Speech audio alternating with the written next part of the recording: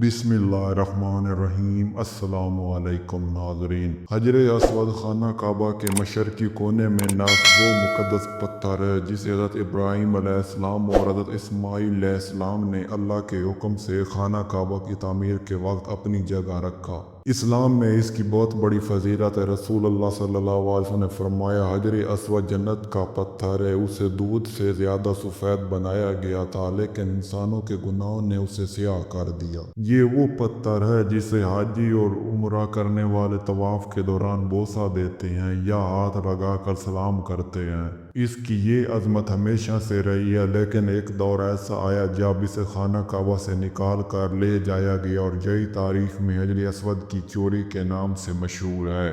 ये वाक़या चौथी सदी हिजरी 317 हिजरी 930 ईस्वी का है। उस वक्त इस्लामी दुनिया में एक बातनी गुमराह और ख़तरनाक फ़िरका उभर चुका था।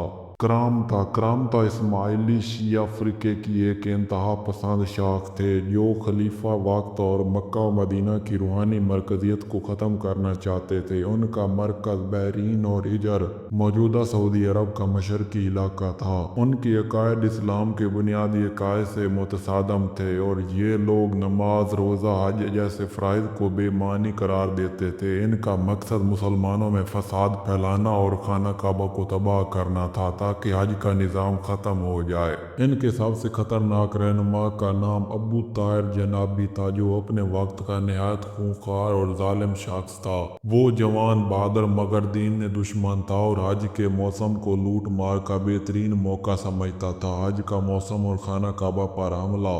317 हजरी में हज का मौसम आया। दुनिया के कोने कोने से मुसलमान काफिलों की सूरत में मक्का पहुंचे। लोग तवाफ कर रहे थे, दुआ में मसरूफ़ थे और कोई सोच भी नहीं सकता था कि इतनी बड़ी मुकद्दस जगह पर कोई हमला करेगा। इसी दौरान अबू ताहिर करमती ने अपने मुसल्लह लश्कर के साथ अचानक मक्का मुकरमा पर हमला कर लिया। तारीख की किताबों में लिखा है कि ये हमला यौम तरवी 8 ज़िलहज या बाज़ के मुताबिक ईद उल अज़हा के दिन हुआ। हाजियों के हाथों में अहराम थे, दिलों में अल्लाह की मोहब्बत, लेकिन करामता तलवारों और बर्छियों के साथ खून बहाने पहुंच गए।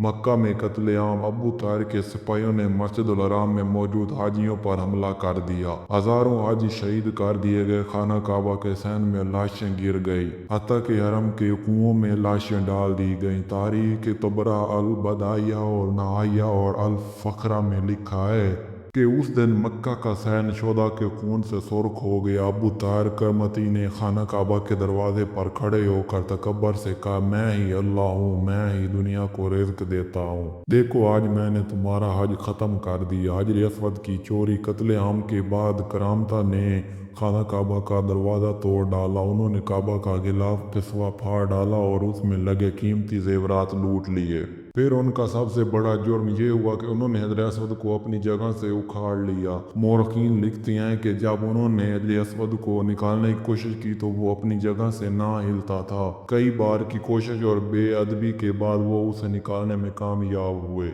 इस दौरान पत्थर के कुछ टुकड़े भी टूट गए जिन्हें बाद में वापस जोड़ा गया। हजर असवद को निकाल कर उन्होंने एक थैले में डाला और अपने वतन हजर, मौजूदा कतीफ और बहरीन का इलाका ले गए। वो उसे अपने किले में ले जाकर कहते, देखो, तुम जिस पत्थर को चूमने आते थे वो अब हमारे कब्जे में। हजर असवद की गैर मौजूदगी हज का निज़ाम मुतासर। हजर असवद की चोरी के बाद हज का मंजर बदल गया। हाजी काबा का तवाफ तो करते मगर हजर असवद अपनी जगह पर ना था। कई साल तक मुसलमान उस पत्थर से महरूम रहे। इस वाक़या ने पूरी इस्लामी दुनिया में गम और गुस्सा फैला दिया, लेकिन उस वक्त खिलाफत अब्बासिया कमज़ोर हो चुकी थी और फौजी तौर पर करामता से बराह रास्त टकराना आसान ना था। तकरीबन 22 साल हजर असवद करामता के कब्जे में रहा।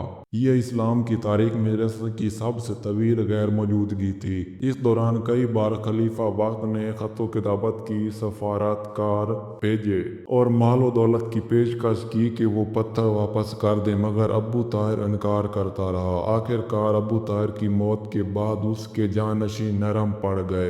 अब्बासी खलीफा अल कादिर बल्ला के दौर में करामता के साथ मुआहदा हुआ। उन्होंने भारी तावान और सियासी शरारत की बदले हजर असवद वापस करने पर रजामंदी जाहिर की। 339 हिजरी में करामता ने हजर असवद को मक्का वापस भेजा تاریخ میں آیا ہے کہ جب حجر اسود واپس لایا گیا تو وہ 2 ٹکڑوں میں تھا اور اسے چاندی کے خول میں جوڑ کر اپنی جگہ نصب کیا گیا۔